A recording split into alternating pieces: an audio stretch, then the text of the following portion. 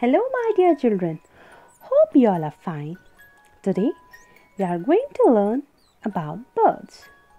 You must have seen different birds flying around your house.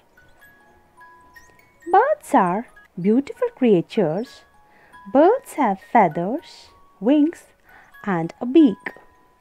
Birds can fly with the help of their wings. Birds live in a nest. They lay eggs. Let us learn about different kinds of birds. Parrot,